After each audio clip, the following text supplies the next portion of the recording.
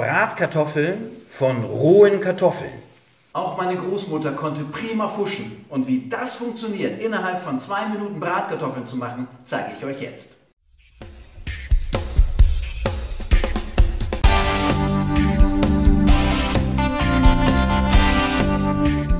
Ich habe mir neulich selber ein Abendbrotessen gemacht und ich hatte überhaupt keine Lust.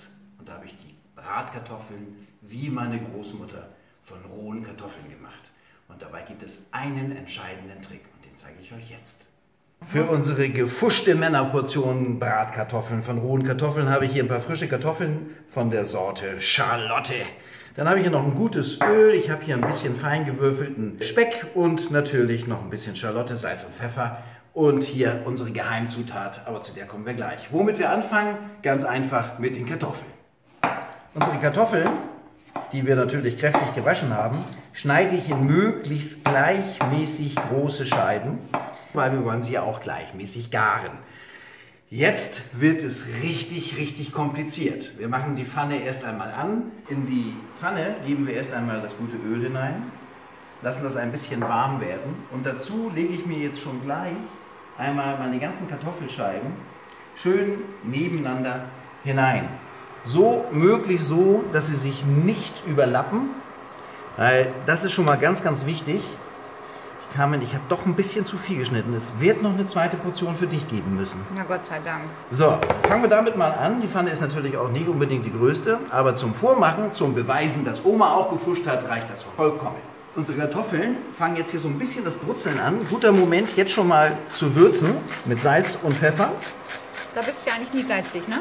Nö, das schmeckt mir ja auch. Okay. Wenn jemand weniger Salz haben möchte, macht er weniger drauf. So, hier frisch gemahlener Pfeffer, wie wir das kennen. Und es schmuggelt da schon ein ganz klein bisschen vor sich hin. Jetzt wollen wir die Kartoffeln aber gar bekommen. Und wenn wir sie jetzt langsam braten, geht das auch. Aber meine kleine Geheimzutat ist an dieser Stelle bei Bratkartoffeln ein kräftiger Schluck Wasser, so dass sie gerade eben ein bisschen benetzt sind. Im Ernst? Bratkartoffeln mit Wasser.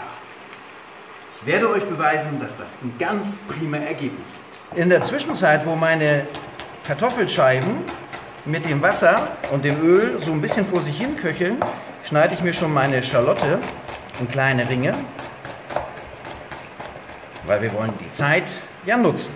So, ihr seht, da brutzelt es jetzt ganz kräftig. Diese 3-4 Minuten mit dem Wasser helfen der Kartoffel schon mal langsam gar zu werden. Und wenn sie nachher gar geworden sind, dann können wir sie prima braun braten. So, das meiste Wasser ist schon verdampft. Jetzt drehen wir die Kartoffeln einmal um, dass die andere Seite auch noch ein bisschen Feuchtigkeit abbekommt. Unser Wasser ist ganz kurz davor zu verdampfen. Wir lassen aber noch eine ganz kleine Pfütze drin und geben jetzt unseren Speck dazu. Nicht zu viel, es ist hier nur für eine Portion. Und auch dieser Speck darf gerne noch ein bisschen Wasser bekommen, weil auch der darf gar werden, ohne dass er gleich knusprig wird, weil das passiert gleich später von ganz allein. Wenn ihr genau hinhört und wenn ihr genau hinschaut, dann seht ihr, dass da kaum noch Feuchtigkeit drin ist und es fängt jetzt erst an zu braten und auch der Speck, das kann man jetzt ganz deutlich erkennen, der sieht schon deutlich gar aus, ohne dass er schon knusprig ist und das Ganze, diesen Vorgang mit dem knusprig werden, das kommt jetzt. Das riecht so gut. Und unser Speck wird schon knusprig und jetzt schauen wir uns mal die Kartoffeln an. Okay, die könnte noch ein bisschen, aber da sieht es schon ganz gut aus. Hier auch. Lecker. Wir drehen sie alle einzeln um, weil das Schwenken, das kommt gleich. Ich will jetzt nur, dass die andere Seite auch noch ein bisschen Farbe bekommt. Wer von euch da draußen jetzt wieder anfängt, Kommentare zu schreiben, das geht in einer gusseisernen Pfanne ja viel besser. Natürlich. Aber es geht nicht um die Pfanne in diesem Moment, es geht darum, wie Großmutter mal eben Bratkartoffeln gefuscht hat. Und das ist mit diesem Tropfen Wasser und dem Speck eine geniale Möglichkeit, wenn ihr zu Hause mal eben Bratkartoffeln macht. So, unsere Kartoffeln haben jetzt schon schön Farbe. Jetzt geben wir unsere Zwiebeln da oben drauf. Die mache ich immer relativ spät. Der Speck, wenn der so ein bisschen dunkel wird, das finde ich gerade toll, aber die Zwiebeln, die dürfen wir nicht verbrennen. Und ich habe das jetzt alles einzeln umgedreht. Das haben wir in dem Film die Bratkartoffeln von den gekochten Pellkartoffeln auch schon gemacht.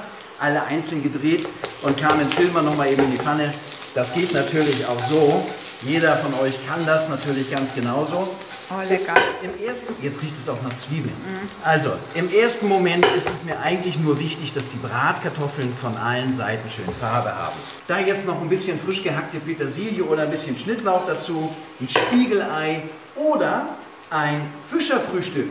Wie das funktioniert, werden wir euch demnächst da oben einblenden.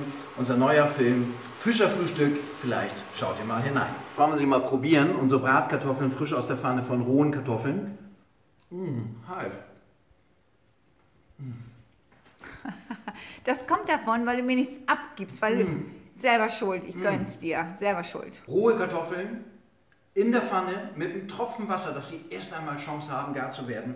Und dann das normale Braten, Zwiebeln als allerletztes, schön Salz und Pfeffer und Speck. Noch schneller geht es nicht. Weitere Filme werden da oben eingeblendet. Carmen hinter der Kamera und ich, wir sagen Dankeschön fürs Zuschauen. Gebt uns einen Daumen hoch, wenn euch dieses schnelle Gericht gefallen hat, und ein Abo ist immer sehr schön. Carmen, was dürfen wir an dieser Stelle nie vergessen zu sagen? Und wir haben euch Lieb und von ganzem Herzen. Danke, dass ihr unsere Fans seid. Auf Wiedersehen. Tschüss.